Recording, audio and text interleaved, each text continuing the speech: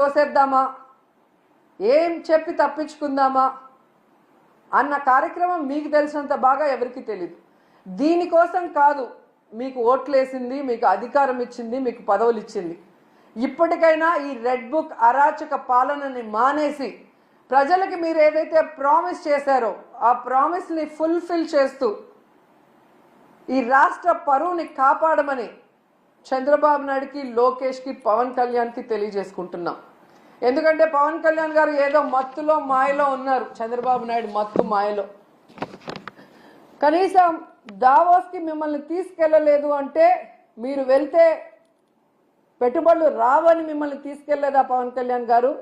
లేదా గతంలో మీరు ఒక ఇంటర్వ్యూలో దావోస్కి వెళ్ళటం వేస్ట్, దానివల్ల రూపాయి ఉపయోగం లేదని మీరు ఇచ్చిన ఇంటర్వ్యూ వల్ల తీసుకెళ్ళలేదా?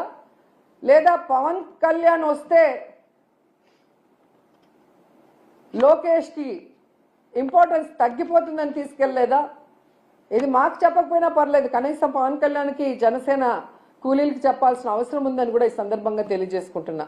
ఎందుకంటే అంత పెద్ద వేదిక మీద లోకేష్ సీఎం అయితే బాగుంటుంది, డిప్యూటీ సీఎం అయితే బాగుంటుంది అని ఎలా భజన చేశారో, ఆ భజన చూసి పారిశ్రామికవేత్తలు ఎలా అవాక్కయ్యారో కూడా అందరూ గమనించారు. సో చంద్రబాబు నాయుడు గారు మీరు వచ్చి 7 నెలల కాలం అవుతుంది. ఈ రాష్ట్ర పరువు ప్రతిష్ట దిగజార్చే విధంగా మీరు పరిపాలిస్తున్న విషయాన్ని ఇప్పటికైనా గుర్తించండి.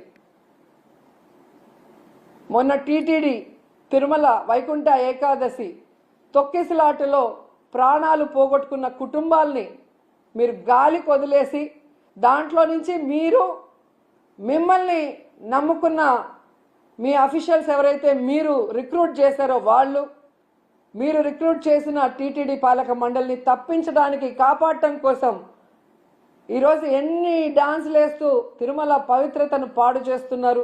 లడ్డూ విషయంలో ఎలా ఈ తిరుమల పవిత్రతను పాడు చేశారు.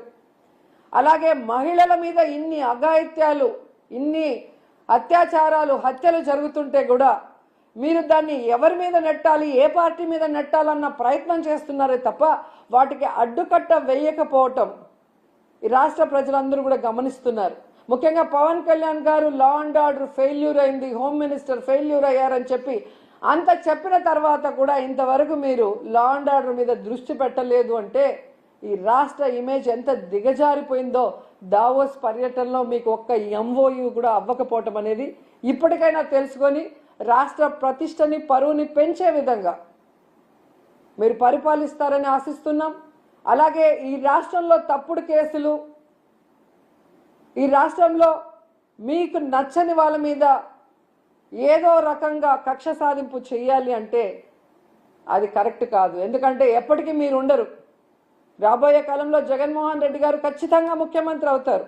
ఎందుకంటే ఇప్పటికే ప్రజలు మీకు ఓటేసిన దానివల్ల వేసిన వాళ్ళు బాధపడుతున్నారు.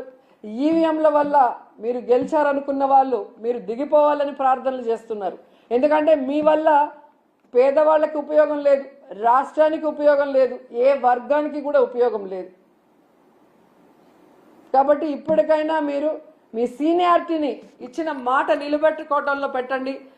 ఈ రాష్ట్రంలో పుట్టినందుకు 4 సార్లు ముఖ్యమంత్రిని మిమ్మల్ని చేసినందుకు ఈ రాష్ట్ర ప్రజలకు ఇచ్చిన వాగ్దానాలు నెరవేరుస్తూ ఈ రాష్ట్ర ప్రతిష్టని పెంచే విధంగా ముందుకు వెళ్ళండి.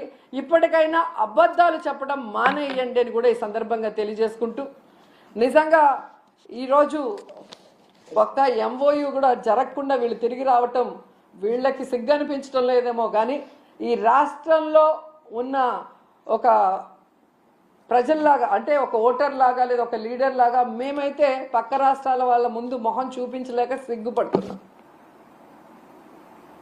గతంలో ఎలాగైతే బాబు వస్తే జాబ్ వస్తుందన్నాడు, కేవలం వాళ్ళ బాబు లోకేష్ బాబుకే ఎమ్మెల్సీ ఇచ్చి మంత్రిని చేసుకున్నాడు. ఇప్పుడు 20 లక్షల మంది అబ్బాయిలకంతా ఉద్యోగం ఇస్తాం లేదా నిరుద్యోగ భృతి ఇస్తామన్నారు. 7 నెలలు అయింది, ఒక ఉద్యోగం లేదు, నిరుద్యోగ భృతి లేదు. మళ్ళీ వాళ్ళ కొడుకు లోకేష్ బాబుకు మాత్రమే మంత్రిగా ఉద్యోగం ఇచ్చారు. సో ఈ రాష్ట్ర ప్రజలు బాగా గమనించండి.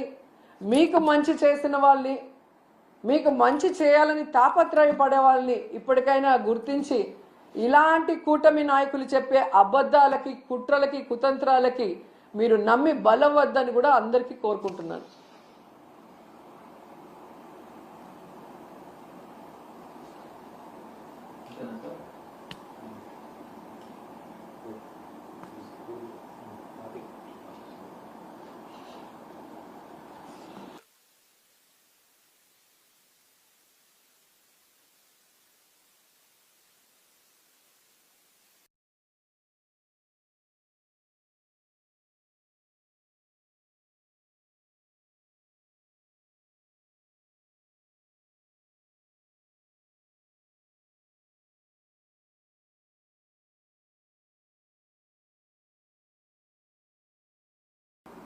ఏరోప్లేన్ అలాగే పోర్ట్స్